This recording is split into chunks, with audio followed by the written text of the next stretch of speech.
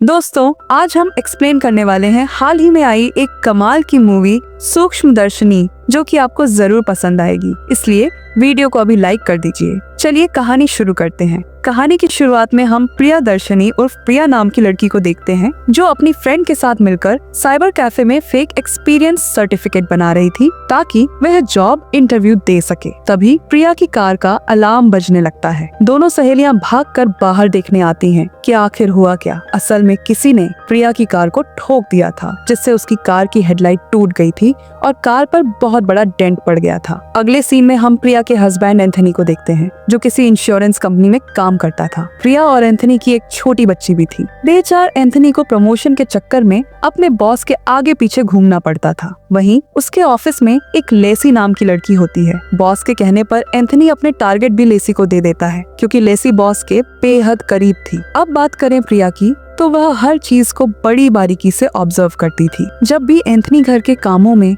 या किसी भी चीज में कोई छोटी मोटी गलती करता, प्रिया तुरंत उसे पकड़ लेती। प्रिया की इस आदत से एंथनी भी हैरान था कि वो भला इतनी बारीक चीजों को कैसे पकड़ पाती है। एक दिन प्रिया इंटरव्यू देने गई होती है। उसी ऑफिस में उसकी नेबर स्टेफी भी इंटरव्यू देने आती है। दोनों इंटरव्यू देने के बाद एक साथ ही घर लौटते हैं। स्टेफी का कुछ ही समय पहले अपने पति से डिवोर्स हुआ था। उसका एक बेटा भी था। प्रिया, स्टेफी और उनकी कॉलोनी की सारी औरतों का एक व्हाट्सएप ग्रुप था। उसी कॉलोनी में प्रिया के पड़ोसी मैनुअल और उनकी माँ ग्रेसी रहने आते हैं। मैनुअल की एक बहन भी होती है, डायना, जो फिलहाल न्यूजीलैंड में बिजनेस करती है और वहीं रहती है। प्रिया के घर की खिड़की से मैनुअल का घर साफ नजर आता था। शिफ्ट होने के 2 दिनों में ही मैनुअल सभी पड़ोसियों से मेलजोल बढ़ा लेता है। इसके बाद वह कृष्णा नाम के आदमी को बताता है कि उसकी माँ की तबीयत कुछ समय से ठीक नहीं है। उसने सोचा कि यहाँ रहकर शायद उनकी तबीयत बेहतर हो जाए, इसलिए वह उन्हें लेकर यहाँ आ गया। घर में उसके अलावा कोई और नहीं था। वह खुद ही उनकी देखभाल करता था। फिर उस रात प्रिया और उसका हस्बैंड मैनुअल के घर आते हैं अपने नए पड़ोसियों का हाल चाल पूछने के लिए। वे लोग मैनुअल को उसकी माँ का ख्याल रखते हुए देखते हैं। प्रिया इस बात से काफी इम्प्रेस भी हो जाती है। खैर, अगले दिन जब कॉलोनी के सभी लोग अपने काम धंधे पर चले जाते हैं, मैनुअल एक लकड़ी में लाल कपड़ा बांधकर अपने घर के बाहर एक जगह ढूंढकर उसे गाड़ देता है। फिर वह दूर जाकर देखता है कि वह लकड़ी नजर आ रही है या नहीं। इसी के साथ वह सभी के आने जाने का टाइम भी नोट करता है, कौन कब कॉलोनी में आता है, कब जाता है, वगैरह वगैरह। इसके बाद वह स्टेफी के सोशल मीडिया के जरिए उसकी सारी जानकारी निकालता है और धीरे धीरे उससे दोस्ती बढ़ाता है। डिवोर्स होने के कारण स्टेफी भी मैनुअल में इंटरेस्टेड हो जाती है। स्टेफी के ही जरिए वह कॉलोनी के बाकी लोगों के बारे में भी जानकारी इकट्ठा करता रहता है। फिर एक दिन प्रिया अपने आंगन में खड़ी ग्रेसी से बात करने की कोशिश करती है, मगर ग्रेसी उससे बात नहीं करती और ऐसे ही अंदर चली जाती है बिना कुछ भी बोले। वहीं उनका बेटा मैनुअल हर वक्त घर की खिड़की दरवाजे बंद रखता है और रात को बार बार चेक भी करता है कि कहीं उसके घर पर कोई नजर तो नहीं रख रहा। अब अगली सुबह उसे अपने घर के बाहर एक बड़ी सी छिपकली नजर आती है। मैनुअल उसे मारकर घर के अंदर ले जा रहा होता है। दूसरी तरफ प्रिया उसे छिप छिप कर देख रही होती है। फिर उस रात वह अपने घर पर एक छोटा सा गेट टुगेदर रखता है, जिसमें कॉलोनी के सभी मर्द आए होते हैं। गेट टुगेदर में मैनुअल उस मरी हुई छिपकली का कीमा बनाकर सभी को खिलाता है। तब सब मटन समझकर छिपकली का कीमा खा लेते हैं। हालांकि मैनुअल खुद उसे नहीं खाता और कहता है कि आज मेरा व्रत है, इसलिए मैं नॉनवेज नहीं खाऊंगा। इसी दौरान बातचीत करके मैनुअल कॉलोनी के बारे में और भी चीजें जान लेता है। इधर प्रिया को शक होने लगता है कि वह मीट पता नहीं किस चीज का बना होगा।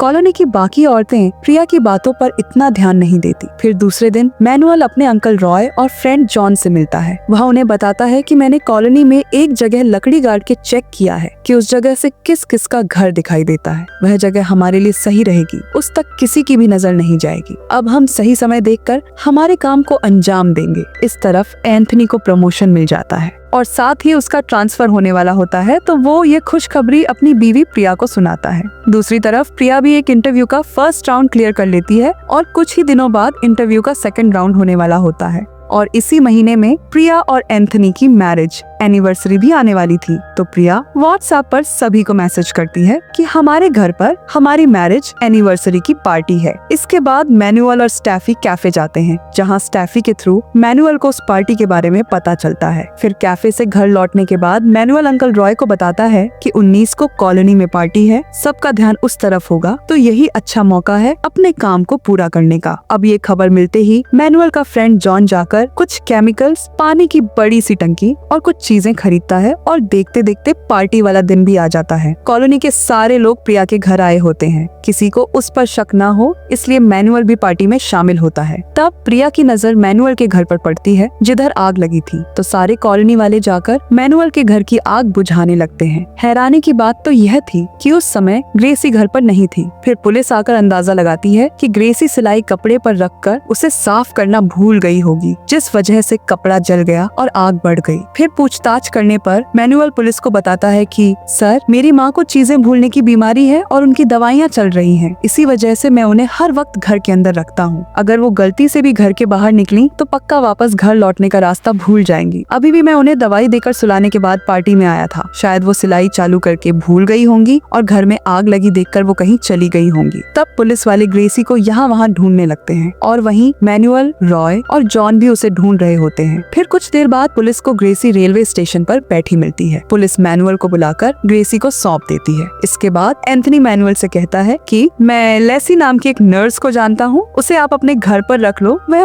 बहुत अच्छे से आपकी माँ की देखभाल करेगी। अगर आप कहो तो मैं उसका नंबर अपने पुराने फोन से ढूंढकर आपको दे दूंगा। फिर सभी के जाने के बाद रॉय और जॉन मैनुअल से कहते हैं कि आज तो हमने फुल प्रूफ प्लानिंग की थी, लेकिन तुम्हारी माँ ने सारा खेल बिगाड़ दिया। खैर, तुम उनका ख्याल रखो, हम किसी और दिन का प्लान बनाएंगे। ये सब देखकर प्रिया को शक होने लगता है कि यहाँ कुछ तो गड़बड़ है। वो एंथनी से कहती है कि मुझे ग्रेसी को देख ऐसा लगता नहीं है कि उसे भूलने की कोई बीमारी हो, सारे काम तो वो सही से करती है। घर में जाने से पहले बाहर चप्पल निकालना, कुकर की सीटी बजने पर गैस को बंद करना, वगैरह वगैरह। और एंथनी को जो कुछ भी उसने नोटिस किया था वो सब बताने के बाद वो गैस करती है कि जिन पेशेंट्स की याददाश्त कमजोर होती है वो कैसा बिहेव करते हैं, उन्हें डेली लाइफ में क्या क्या परेशानियां आती हैं, ये सब। फिर अगले दिन मैनुअल स्टेफी से मिलकर कहता है कि अगले मंगलवार मुझे कुछ इम्पोर्टेंट काम है, क्या तुम उस दिन कुछ देर के लिए मेरी माँ का ख्याल रख पाओगी? स्टेफी कहती है कि क्यों नहीं, बिल्कुल, मैं ट्यूसडे को ऑफिस से छुट्टी ले लूंगी, तुम अपना काम खत्म करके आराम से आ जाना। फिर मैनुअल रॉय और जॉन से मिलता है। दोनों मैनुअल को कुछ टैबलेट्स देकर कहते हैं कि इन्हें जूस में घोलकर तुम्हारी माँ को पिला देना, वो 20 मिनट के अंदर बेहोश हो जाएंगी। इधर बारिश होने के कारण प्रिया छत पर जाकर सूखे हुए कपड़े निकालने लगती है और मैनुअल की छत पर उसे कोई भी कपड़ा सूखता नजर नहीं आता, तो वो मन में सोचने लगती है कि इनके कपड़े कौन अंदर ले गया। मैनुअल तो आज घर पर नहीं है और मैनुअल की माँ को भूलने की बीमारी है, फिर वह बारिश से पहले कपड़े कैसे निकाल सकती है? इस बारे में प्रिया अपनी कॉलोनी की 2 दोस्तों को जाकर बताती है। कहती है कि मुझे नहीं लगता कि उस ग्रेसी को कोई भूलने की बीमारी है, मैंने उसे बहुत अच्छे से ऑब्जर्व किया है, सब काम वो बिल्कुल नॉर्मल तरीके से करती है। अभी भी बारिश आने से पहले वो छत से कपड़े उतार कर ले गई। खैर, अब ट्यूसडे के दिन मैनुअल उन टैबलेट्स का पाउडर बनाकर जूस में मिला देता है। इसके बाद वो स्टेफी से कहता है कि ठीक 10 बजे माँ को जूस पिला देना, मैंने जूस बनाकर फ्रिज में रख दिया है, अगर जूस बच जाए तो तुम भी पी लेना, और हाँ, घर में किसी को आने मत देना, कोई माँ से ज्यादा देर बात करे तो उन्हें स्ट्रेस फील होगा। ये सब कहकर मैनुअल घर से चला जाता है। जैसे ही 10 बजते हैं, स्टेफी वो जूस ग्रेसी को देने लगती है, लेकिन ग्रेसी ना तो जूस पीती है और ना ही स्टेफी से कोई बात करती है। ये बात स्टेफी मैनुअल को कॉल करके बताती है, तो मैनुअल कहता है कि पहले तुम उनके सामने 1 गिलास जूस पी लो, तुम्हें देखकर वो जूस पी जाएंगी। फिर स्टेफी को देखकर ग्रेसी भी वो जूस पीती है। वहीं प्रिया मैनुअल के घर न होने का फायदा उठाकर उसके घर पहुंच जाती है और स्टेफी देने के बहाने से वो ग्रेसी से बातें करने लगती है, मगर ग्रेसी उसकी एक भी बात का जवाब नहीं देती। अब ग्रेसी को प्रिया की बातों से ज्यादा स्ट्रेस फील ना हो, इसलिए स्टेफी प्रिया को भी जूस ऑफर करती है। हालांकि प्रिया तो स्टेफी की बातों का अनदेखा करके ग्रेसी से बात करने की कोशिश में लगी रहती है और ग्रेसी हमें कुछ डरी डरी सी नजर आती है। किसी कारण से रॉय उस वक्त मैनुअल के घर के बाहर ही था। उसने प्रिया को घर के अंदर जाता हुआ देख लिया था और यही बात वह मैनुअल को कॉल करके बता देता है। यह सुनकर मैनुअल तुरंत एंथनी को कॉल करके उस नर्स का नंबर मांगता है जिसके बारे में उसने बताया था। एंथनी प्रिया को कॉल करता है ताकि वह घर जाकर पुराने फोन से नर्स का नंबर निकाल सके, तो प्रिया फोन लेने अपने घर चली जाती है। वहीं ग्रेसी और स्टेफी जूस पीने की वजह से बेहोश हो चुकी होती है और प्रिया के जाते ही रॉय मैनुअल के घर से ग्रेसी को अपनी कार में कहीं ले जाता है। फिर कुछ देर बाद पुलिस को रेलवे ट्रैक पर किसी की डेड बॉडी मिलने की खबर मिलती है। उसी समय मैनुअल पुलिस स्टेशन जाकर ग्रेसी की मिसिंग रिपोर्ट लिखवाता है और कहता है कि मेरी माँ वापस घर से गायब हो गई है। अब रेलवे ट्रैक पर जाकर चेक करने पर लगता है कि वह लाश ग्रेसी की नहीं है। उसकी गुमशुदगी के बारे में न्यूजीलैंड में रह रही उसकी बेटी डायना को भी पता चल जाता है, जिसके बाद वह तुरंत फ्लाइट लेकर इंडिया आती है। घर आने पर पुलिस वाले उसे घर पर ही मिल जाते हैं। उसके पूछने पर पुलिस वाले कहते हैं कि पता नहीं दिन दहाड़े आपकी माँ कैसे गायब हो गई। एरिया के सीसीटीवी में भी कुछ रिकॉर्ड नहीं हुआ, न किसी ने उन्हें घर से बाहर जाते देखा। इधर प्रिया नर्स लेसी को कॉल करके पूछती है कि क्या हाल ही में किसी मैनुअल नाम के बंदे ने तुम्हें कॉल किया था। लेसी कहती है कि नहीं। तो प्रिया सोचने लगती है कि जब मैनुअल को नर्स की जरूरत ही नहीं थी तो उसने एंथनी से उसका नंबर क्यों मांगा। उसने यह मुझे उसके घर से बाहर निकालने के लिए तो नहीं किया, और उसकी माँ के लापता होने में भी शायद उसी का हाथ होगा। यही सब प्रिया सोच रही होती है। दूसरी तरफ मैनुअल का अंकल रॉय ब्रोकर से उनकी कोई पुरानी जमीन को बेचने की बात करता है। फैमिली प्रॉपर्टी होने के कारण डॉक्यूमेंट्स पर डायना के भी सिग्नेचर होने जरूरी थे। इसके बाद प्रिया डायना से दोस्ती कर लेती है और उसका नंबर भी ले लेती है ताकि आगे कभी कोई जरूरत पड़ने पर उसे कॉल कर पाए। फिर डायना अपने भाई मैनुअल से कहती है कि मुझे कुछ बहुत जरूरी काम है, इसलिए मुझे वापस न्यूजीलैंड जाना होगा। तो मैनुअल डायना को एयरपोर्ट ड्रॉप करने चला जाता है। उन्हें जाता देख प्रिया सोचती है कि यह डायना इतनी जल्दी वापस क्यों जा रही है। इसके बाद रॉय और जॉन उन्होंने जो सामान खरीदा था वो लाकर मैनुअल के घर में रख देते हैं। फिर उस रात प्रिया जब पानी पीने उसके किचन में आती है तो उसकी नजर मैनुअल के घर पड़ जाती है। खिड़की से उसे घर के अंदर ग्रेसी नजर आती है, लेकिन दोबारा देखने पर वो गायब हो चुकी थी। प्रिया जाकर यही बात एंथनी को बताती है। एंथनी कहता है कि वह तो अभी भी मिसिंग है, वह घर में कैसे हो सकती है। हो सकता है कि यह सब तुम्हारा भ्रम हो, तुम इस बारे में कुछ ज्यादा ही सोच रही हो। प्रिया को तब भी लगता है कि उसकी आंखें धोखा नहीं खा सकती। फिर वह मैनुअल की गैर मौजूदगी में उसके घर में चली जाती है। तब उसे जॉन बाथरूम में कुछ काम करता हुआ नजर आता है और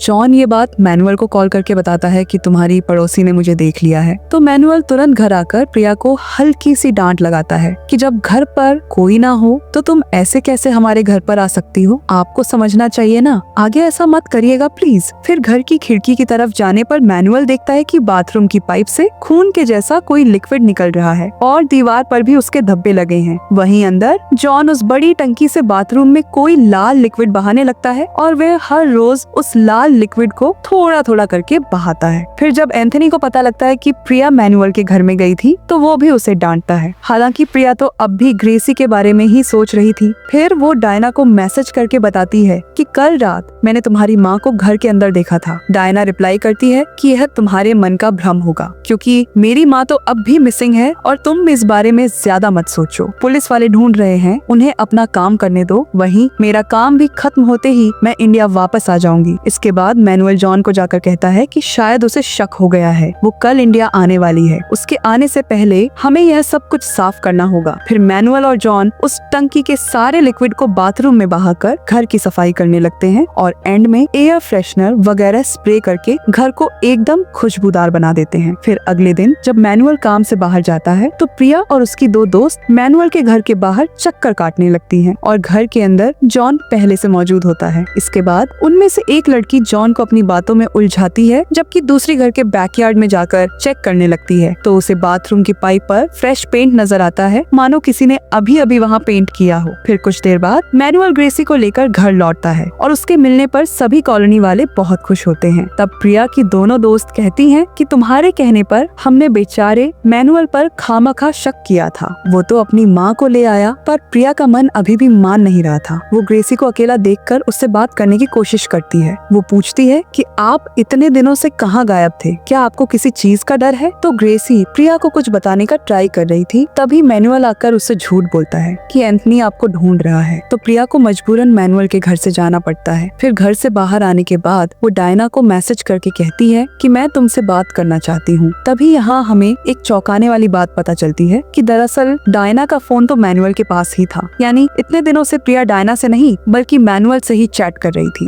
अब दूसरे दिन ग्रेसी और मैनुअल सारे मोहल्ले वालों को टाटा बाय बाय बोलकर अपना सामान लेकर अपने शहर वाले घर में लौट जाते हैं। उनके जाने के बाद प्रिया डायना से बात करने के लिए उसे कॉल करती है, लेकिन मैनुअल उसका कॉल रिसीव नहीं करता। फिर प्रिया अपने इंटरव्यू के सेकंड राउंड के लिए चली जाती है। हालांकि उसका ध्यान तो डायना में ही होता है। इसी बीच वो नोटिस करती है कि जब उसने डायना को कॉल किया तब उसका फोन स्विच ऑफ आ रहा था और फोन वाली लेडी मलयालम में बोल रही थी कि आप जिस नंबर से संपर्क करना चाहते हैं वह अभी बंद है। तो यह कैसे हो सकता है? अगर डायना न्यूजीलैंड में है तो मलयालम लैंग्वेज वो लड़की कैसे बोल रही थी? फिर वो डायना का सोशल मीडिया प्रोफाइल चेक करती है, जिससे उसे पता लगता है कि डायना अदिति नाम की किसी तमिलियन लड़की के साथ रिलेशनशिप में है और कुछ दिनों पहले ही दोनों ने मिलकर एक अनाथ बच्चे को गोद लिया था। तब प्रिया अदिति को मैसेज करके बताती है कि मैं डायना से बात करना चाहती हूँ। वहीं दूसरी तरफ अदिति इंडिया में लैंड होती है और मैनुअल उसे एयरपोर्ट पिक करने आता है। फिर रास्ते में वो उसे बताता है कि डायना और मेरी माँ बेकरी पर हैं और रास्ते भर में अदिति सिर्फ डायना के बारे में ही पूछती रहती है। यह बात मैनुअल कार साइड में लगाकर रॉय को कॉल करके बताता है, पर रॉय की बजाय फोन ग्रेसी पिक कर लेती है और मैनुअल से कहती है कि अदिति को भी डायना के पास पहुँचा दो। इधर प्रिया अदिति से चैट करके उससे पूछती है कि वह कहाँ है, क्या डायना उसके साथ है? अदिति कहती है कि नहीं, मैं तो मैनुअल के साथ हूँ। प्रिया कहती है कि यानी तुम अभी खतरे में हो। तभी मैनुअल अदिति के ऊपर स्प्रे मारकर उसे बेहोश कर देता है। हालांकि बेहोश होने से ठीक पहले अदिति प्रिया को एक वीडियो भेज देती है। वीडियो में बीमार ग्रेसी डायना को वीडियो कॉल करके कह रही थी कि बेटा, मेरी तबीयत बहुत खराब हो रही है, तुम जल्दी से इंडिया वापस आ जाओ। प्रिया समझ जाती है कि ग्रेसी ने बीमार होने का नाटक करके डायना को इंडिया बुलाया। अब प्रिया को अदिति की जान की फिक्र होने लगती है, तो वो अपना इंटरव्यू आधे में ही छोड़कर उसे ढूंढने मैनुअल की बेकरी पर पहुंच जाती है और बेकरी में उस समय कोई भी नहीं होता। यहाँ प्रिया सोच रही होती है कि आखिर मैनुअल अदिति को लेकर कहाँ गया होगा। तभी उसकी नजर बेकरी में लगे एक पोस्टर पर पड़ती है। मैनुअल एक और बेकरी खोलने वाला था। जाहिर सी बात है कि नई बेकरी है तो वहाँ कोई नहीं आता होगा। ये सोचकर प्रिया उस बेकरी के पते पर जाने लगती है। हाँ, एक और बात, कुछ दिनों पहले मैनुअल के बाथरूम की पाइप से जो लिक्विड निकल रहा था वो प्रिया ने भी देखा था, और न सिर्फ देखा बल्कि उसका सैंपल कलेक्ट करके अपने एक फ्रेंड को भेज दिया था जो कि लैब में काम करती थी। वही फ्रेंड प्रेजेंट में प्रिया को कॉल करके बताती है कि जो सैंपल तुमने भेजा था उसमें एसिड, ह्यूमन ब्लड और बोन्स मिले हुए हैं। तभी मैनुअल प्रिया को वहाँ देखकर उस पर हमला करने की कोशिश करता है, पर प्रिया गाड़ी से उसे ठोक देती है और घायल कर देती है। फिर हम देखते हैं कि मैनुअल, रॉय और जॉन ने मिलकर अदिति को एक बड़े से बक्से में बंद करके रखा था। प्रिया फटाफट अंदर जाकर अदिति को बचा लेती है। इसके बाद ग्रेसी मैनुअल को कॉल करके पूछती है कि काम हुआ या नहीं, मगर मैनुअल का फोन प्रिया उठाती है और ग्रेसी से कहती है कि मैं जानती हूँ कि उन सबके पीछे तुम ही मास्टरमाइंड हो, काम तो तुम्हारा अब खत्म होगा। फिर अगले दिन पुलिस आकर ग्रेसी, मैनुअल, रॉय और जॉन चारों को अरेस्ट कर लेती है और यहाँ से फिल्म फ्लैशबैक में जाती है। जिस दिन ग्रेसी को पता लगा था कि उसकी बेटी डायना एक लड़की के साथ रिलेशनशिप में है, उस दिन वह बहुत गुस्सा हुई थी कि यह लड़की हमारी नाक कटा रही है। वह सोचने लगी थी कि अगर यह बात हमारे रिश्तेदारों को पता चली तो हमारी बहुत बेइज्जती होगी, और तभी से वह ठान लेती है कि डायना को वह किसी भी तरह इंडिया बुलाकर मरवा देंगी। अब इनका जो बेकरी वाला घर था वह शहर में था, इस कारण आसपास काफी सीसीटीवी लगे हुए थे, तो ये लोग डायना को वहाँ मारते तो जरूर पकड़े जाते। यही सोचकर मैनुअल और ग्रेसी उनके पुराने घर में शिफ्ट होते हैं। इसके बाद जानबूझकर पड़ोसियों को यकीन दिलाते हैं कि ग्रेसी को भूलने की बीमारी है और उसका बार बार घर से गायब होना भी एक नाटक था। फिर जब डायना ग्रेसी के बीमार होने की वीडियो देखकर इंडिया आती है तब ये लोग अपनी चाल चलना शुरू करते हैं। डायना जब वापस न्यूजीलैंड लौट रही होती है तब मैनुअल उसे एयरपोर्ट छोड़ने के बहाने अपनी नई बेकरी ले जाकर मार डालता है। फिर उसकी लाश को अपने बाथरूम में रखकर टैंक में डाल देता है, और उसी बड़े से टैंक में जॉन ने एसिड भर कर रखा हुआ था, जिससे कि कुछ ही दिनों के अंदर डायना की लाश पूरी तरह से गल जाती है। अब ये सारा कुछ प्रिया नोटिस करती रहती है और उसी की सूझबूझ की वजह से अदिति की जान बच जाती है और ये चारों दोषी पकड़े जाते हैं। मगर रुकिए, मूवी यहाँ खत्म नहीं होती। हमें फिर से एक छोटा सा फ्लैशबैक दिखाया जाता है जहाँ ग्रेसी, मैनुअल, रॉय और जॉन कार में बैठकर प्लान कर रहे होते हैं कि डायना को कैसे मारना है। हालांकि जब वो लोग गाड़ी रिवर्स कर लेते हैं तो इसी हड़बड़ाहट में गाड़ी जाकर प्रिया की गाड़ी से टकरा जाती है। यही सीन हमने मूवी की शुरुआत में देखा था जब प्रिया की गाड़ी को किसी ने ठोक दिया था, और यह वही लोग थे, और ऐसे में यह मूवी वहीं एंड होती है जहाँ से शुरू हुई थी। दोस्तों, आपको ये मूवी कैसी लगी हमें कमेंट में जरूर बताइए।